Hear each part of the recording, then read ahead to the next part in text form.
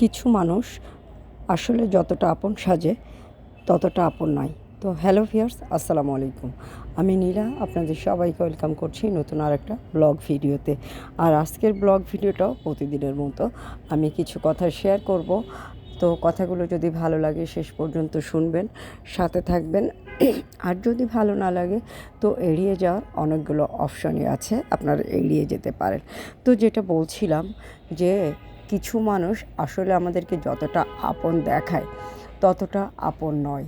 হ্যাঁ, তারা কিছু সময় আপন সাজার চেষ্টা করে, বাট তারা কিন্তু সবসময়ই দূরেই ছিল, দূরেরই মানুষ। বাট তারা সাজে হচ্ছে যে অনেকটা আপন, অনেক আপন হয়েছে এরকম। তো যেগুলো আসলে আমাদের বোঝার বিষয়। তো কে আপন কে পর আমাদেরকে এটা বুঝে নিতে হবে। তবে যারা এরকম আপন সাজবে, আপনি যদি কিছুটা দূরত্ব তাদের সাথে একটু বাড়িয়ে দেন এবং দূরত্ব যদি দিন দিন বেড়েই যায়, তাহলে বুঝতে পারবেন তারা আপনার আপন মানুষ নয়। তারা কেউ কখনো আপনার আপন মানুষ ছিল না, তারা আপন সাজার চেষ্টা করেছিল। আর কখনো যদি এমন কিছু মানুষের সাথে পরিচিত হন যারা খুব স্মার্ট না, যারা খুব সম্পদশালী না, আবার যারা খুব জনপ্রিয় না, কিন্তু তাদের আচরণ সবচেয়ে ভালো, বা তাদের সহচর্যে থাকলে আপনার ভালো কিছু হচ্ছে, ভালো অনুপ্রেরণা পাচ্ছেন, তাহলে তাদের সহচর্যে থাকুন। সবসময় কে আপন কে পর এগুলো বিচার করার দরকার নেই। সবসময় বিচার করতে গেলে কষ্ট পাবেন। আর কে আপন কে দূরের মানুষ, সেগুলো আপনি যত বিচার করতে যাবেন ততই বেশি কষ্ট পাবেন। যে যেরকম থাকতে পছন্দ করে তাকে সেরকমই থাকতে দিন। তবে আপনি যে মানুষগুলোর কাছ থেকে, যেটা বলছিলাম যে কিছুটা হলেও যদি আচরণে সহমর্মিতা, সহযোগিতা বা ভালোবাসা বা সম্মান এইগুলো প্রকাশ করে, তাহলে আপনি তাদের আচরণগুলোকে মনে রাখবেন, তাদেরকে ভালোবাসবেন, তাদেরকে শ্রদ্ধা করবেন। আপন পরের বিচার করে সবসময় আসলে সব কিছু হয় না। অনেক সময় আপন মানুষ কষ্ট দেয়, আবার আপন মানুষের কাছে গেলে আপনার মানসিক শান্তি পাওয়া যায়।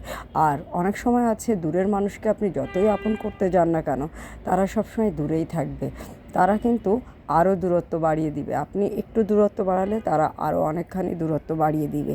তাই তাদেরকে তাদের মতোই ব্যবহার করা উচিত। মানে দূরের মানুষকে খুব বেশি আপন করার কোনো প্রয়োজন নেই। আপন মানুষ পর হলেও কিন্তু আপনই থাকে, আর পরের পর সবসময় পরই থাকে।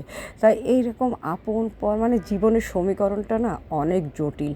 জীবনের হিসাব যদি আপনি কষতে যান, আপনি কখনোই হিসাব মিলাতে পারবেন না। জীবনটা অনেকটা সরল অঙ্কের মতো, দেখতে মনে হয় খুব সহজ, সবাই করতে পারবে, খুব সহজে সমস্যার সমাধান করে দিতে পারবে। আসলে জীবনটা সেরকম নয়। জীবনটা একবার আপন মানুষের কাছ থেকে কষ্ট পায়, একবার পরের মানুষের কাছ থেকে কষ্ট পায়। পর সবসময় পর থাকে, আবার পর মাঝে মাঝে আপন হয়। এরকম জীবনের জটিল হিসাব বা জীবনের সমীকরণগুলো খুবই জটিল। এগুলো আপনি আমি কেউই মিলাতে পারবো না। এগুলো মিলানোর জন্য আজ থেকে আমাদের আগেও যারা ছিল তারাও অনেকভাবে চেষ্টা করেছে, কিন্তু তারাও কিন্তু এই জীবনের হিসাবটা বা এই সমীকরণটা তারাও মেলাতে পারেনি। তাই আমরা যত বেশি মিলাতে যাব, জীবনটা তত বেশি ক্রিটিক্যাল হয়ে যাবে। জীবনটা জীবনের মতোই চলতে দিন। আর তবে মাঝে মাঝে কুটিল হতে হবে, জটিল হতে হবে, আবার মাঝে মাঝে সহজ সরলও হতে হবে। মাঝে মাঝে বোকা থাকতে হবে, মাঝে মাঝে চালাক হতে হবে। জীবনে সব কিছুরই প্রয়োজন আছে। বেশি চালাকেরও দরকার নেই, কম চালাকেরও দরকার নেই। আজকে কথাগুলো কেমন হজপস হজবরলা মনে হচ্ছে, তাই না? আসলে জীবনের হিসাবটাগুলোই কিন্তু এরকম। আমি ধরেন এই 42-43 বছর বয়সে এসে জীবনের আসলে কোনো হিসাবই এখনও পর্যন্ত মিলাতে পারেনি। আপনি যে অবস্থানে আছেন, যে বয়সে আছেন, আপনি কি হিসাব মিলাতে পেরেছেন? পারেননি। কখনো আপন মানুষের হিসাব মিলাতে পারেননি, কখনো দূরের মানুষের হিসাব মিলাতে পারেননি, কখনো নিজের কী করা উচিত কী করা উচিত না সেটার হিসাবও মিলাতে পারেনি। তাই জীবনটা জীবনের মতোই চলুক, জীবনটা জীবনের গতিতেই চলুক। জীবনে দুঃখ পেলে, কষ্ট পেলে, সুখ পেলে যেভাবেই চলছে সেভাবেই চলতে থাকুক। তো অনেক কথাই বলে ফেললাম।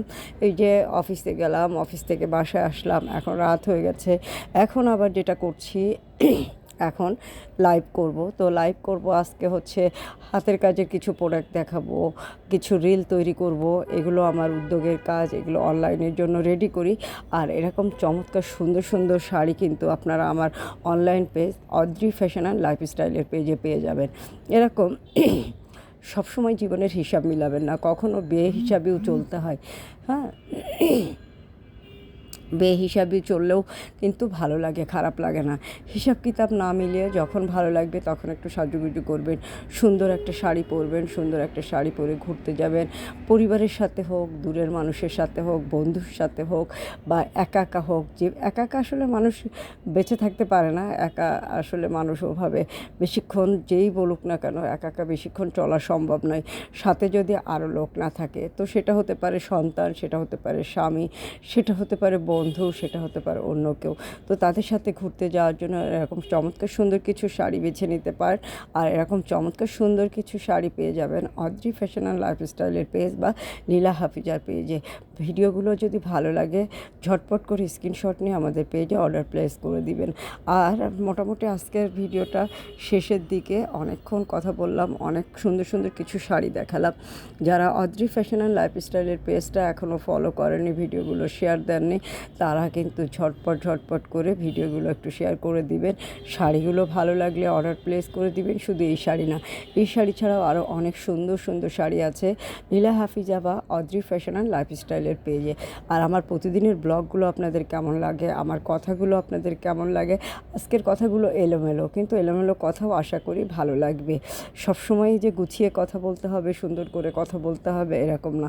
মাথাটাই যখন এলোমেলো তখন কথাগুলো আর গুছিয়ে কিভাবে বলি বলেন, তখন তো এলোমেলো কথাই আসবে।